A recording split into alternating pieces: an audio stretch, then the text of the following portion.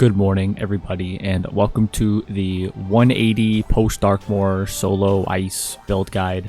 Basically, if you haven't seen the other build guides in this series, this is my 180 gear sets that I'll be using for whatever content comes after Darkmoor. So basically, let's just get right into it. I've got the old stats from the 170 build on my other monitor here, and I'll read them out as we look at the new gear. And there's one thing I gotta change. All right, let's go over the stats. So first of all, we got the health. The 170 build had 14,000 exactly. This build has 14.6, so up 600 health from the 170 build. The damage is the same at 197, same thing as the 170 build, but that'll make more sense once we get to the pierce. The resist is a clean 75, which is kind of crazy. It's up 8 from the 170 build. The 170 build had 67 resist, and you can get a lot more with some swaps and not sacrificing that much damage and that much pierce, and I'll get into that later. For the accuracy, we're rocking 33%, and that's the same exact amount of accuracy as the 170 build. Moving on to the crit, we have 633. That's up about 20 from the 170 build. That was at 609. For the block, we've got a pretty good amount at 933.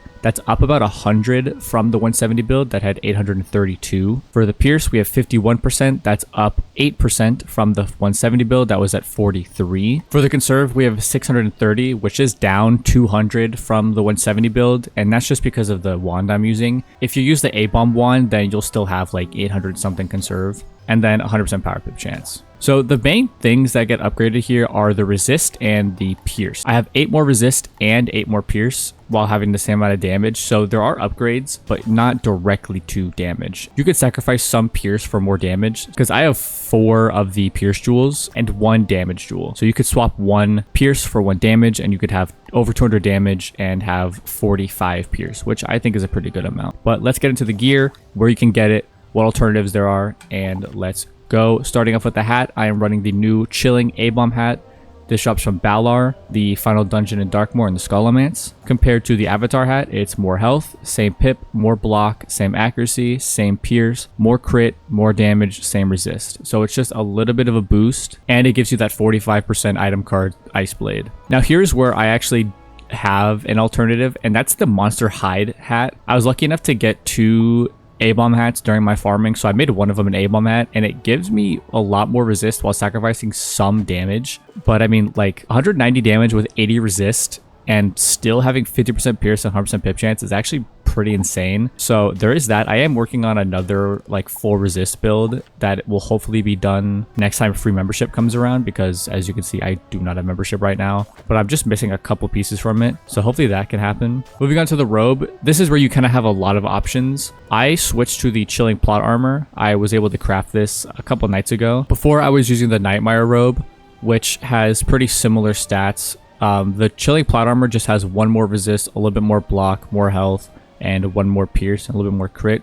So again, it's kind of like the hat. It's a little bit more of some of the stats than the Nightmare. Your other alternative is the Motorist Pack 2 robe. I forget what it's called for ice. I believe it's the Chilling Overcoat. The Chill Overcoat, it gives less health, less pip chance, less resist, but you get a little bit more damage, and then you get shads instead of block. So it's a more offensive robe. I just like the plot armor because it's the best free-to-play option for me. And I believe if you want to rock the A-bomb robe or keep the Reaver robe, you need to have the rock mount, which gives pip chance, because you will only have like 98% pip chance or 99% pip chance, and you really want to have 100%. Moving on to the boots, I am rocking the new Chilling A-Bomb Stompers. These also drop from Balar and the Skullomance, same as the hat. Compared to the Reaver boots, it's more health, more block, more pierce, more damage, more resist, and more crit. So kind of like the death and the life, this is a huge upgrade. The boots are the biggest upgrade. So definitely want to look at these first before you even consider like crafting the hat or the wand. And again, this drops from Balar in the Skullomance, final dungeon of Darkmoor. For the wand, I'm actually rocking the 180 raid wand. That's because I had enough attunement materials to craft one of the 180 wands, and I decided to just do the ice one because I didn't get the Chilling A-bomb wand during my farming and my membership ran out. So I was like, all right, I might as well just send it. The only difference between this and the A-bomb wand is you're trading the shad for conserve. The rest of these stats are the exact same. So same damage, same pierce, same accuracy.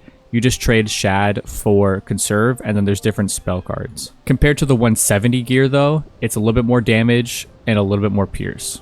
And the A-bomb one drops from Balar in the Skullomance, same as the hat and the boots. And this attunement rod came from the Ghastly raid. For the Athame, I'm rocking the new Chilling A-bomb Athame. It's a little bit better than the Reaver knife. It's more damage, and it's the same jewel set. I'm running the same jewels on the tier and the circles, and then for the squares, I'm running the new 180 health, which gives me 60 more health. Circles, Pierces stayed the same for ice. I believe their damage jewel got 1 more damage. So you'd for sure want to craft the 180 damage jewels because I believe it's 1 more. And this drops from the Greyman Golem dungeon in Graveholm. For the amulet, currently I have the Reaver amulet equipped, but I'm going to be upgrading to the A-bomb amulet. I just don't have a wrench to unsocket it, but you'll get a little bit more block, a little bit more resist, a little bit more health, and a little bit more conserve while keeping the same circle triangle jewels. And then you'll get an elemental blade as well, which is really nice. And you don't need to worry about missing out on this 45 blade because you get that 45 blade back in your hat. So it's the same exact one.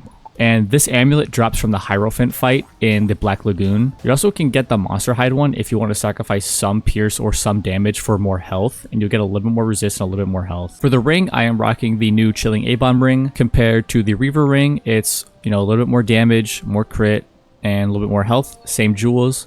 Rocking the same exact jewels, just plus 60 health.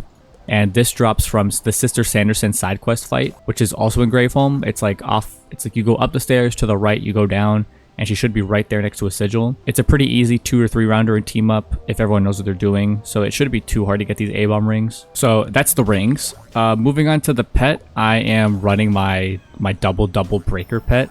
This is one I got in my pet video that I did a few weeks ago. What is happening? Why are there people here? So this is the pet I'm rocking. It gives 17 resist, 18 damage, and 4 pierce. Otherwise, you could use a pet like this that gives quad damage and proof, and that would take you to 200 damage. You lose a little bit of resist, and then you lose a little bit of pierce. But if you have breaker, and even without mighty with this build, you would have 50. With this pet, we'd have 203 damage because we're missing 7. So 204 damage, 69 resist, and then 51 pierce. So you could kind of play around with the pet quite a lot, but I'm just rocking this one because I like having a lot of resist on an ice, and you still can hit pretty hard.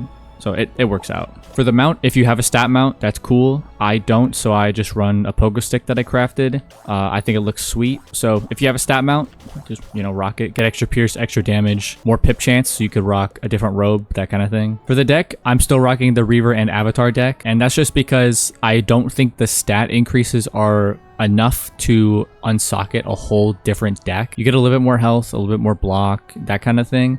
But I don't think the improvements are necessary, and I also don't think it's worth to farm, because this does drop from the Greyman Golem fight, same as the Athame and the Robe. But like, if you got your Robe and then your Athame and you're missing the deck and you already have Reaver deck, I don't think it's worth the time spent to farm Greyman Golem more for the deck than it is to just keep your current deck. So that's my rationale for that, and I'm rocking Reaver and Avatar deck still on all my characters. So that's one less thing you got to farm for, and then I do have the new 10% jewel on it instead of the 9%. And honestly, that about covers it for the 180 ice build. There's not really much else to talk about. I hope you guys learned something about 180 ice builds, got some inspiration for your builds.